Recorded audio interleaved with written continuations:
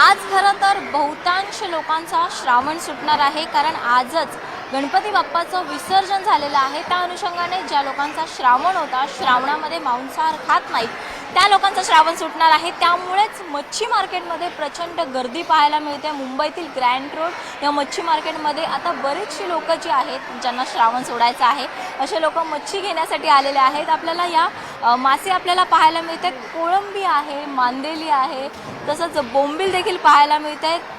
विविध प्रकारची मच्छी या मच्छी मार्केटमध्ये आपल्याला पाहायला मिळत असतात, कारण प्रत्येकालाच ही मच्छी विकत घ्यायची असते। खरं तर 1 महिन्यांचा हा श्रावण होता आणि त्यानंतर 1 महिन्यानंतर हा श्रावण जो आहे तो सुटलेला आहे।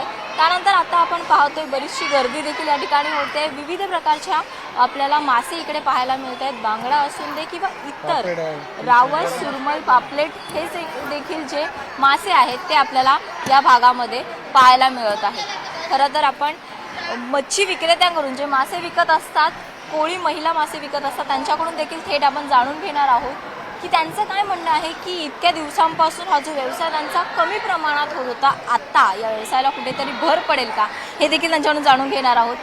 गेल्या अनेक दिवसांपासून कुठेतरी तुमचा व्यवसाय ठप्प होता, कमी पडलेला होता, परंतु आता श्रावण सुटलेला आहे, बहुतांश लोक गर्दी करणार आहेत, काय वाटतं? आज खूप उत्साह आहे, बाजारात गर्दी दिसते।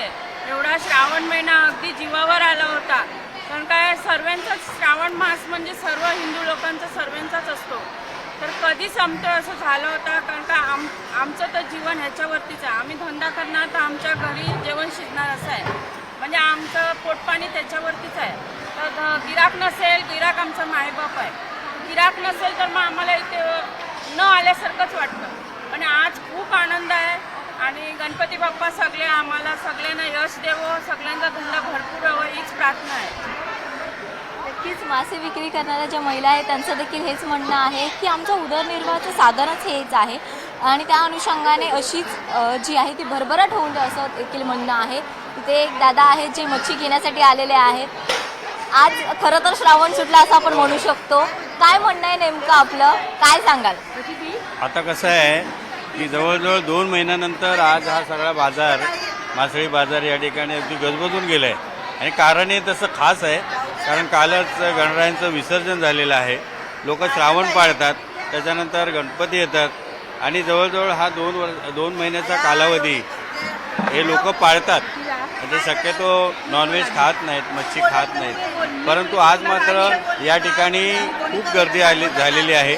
काल विसर्जन झालेलं आहे गणरायाचं आणि या सगळ्या कोळणी ज्या आहेत हे आमच्या भगिनी आहेत आणि गेले 2 महिने त्यांच्यासुद्धा उदरनिर्वाहावर अत्यंत कमी झाला होता, कारण लोक तसंही शासनाची माशाची बंदी असते आणि त्याच्याशिवाय श्रावण असतो आणि त्यामुळे या लोकसुद्धा आतुर झालेले असतात, कधी आपली गिराईक या ठिकाणी येतात आणि आपली मासळी विकली जाते।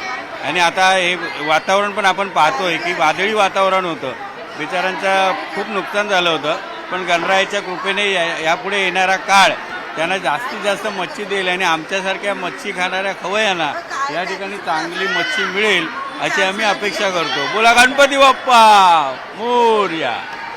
नक्कीच आपण पाहिलं तर लोक देखील जी इथे मासे खरेदी करण्यासाठी आलेले आहेत त्यांच्या चेहऱ्यावरती देखील आनंद आपल्याला पाहायला मिळतो। बरीच लोक या ठिकाणी आलेली आहेत। दादा, मासे खरेदी करण्यासाठी आलेला आहात, काय सांगाल?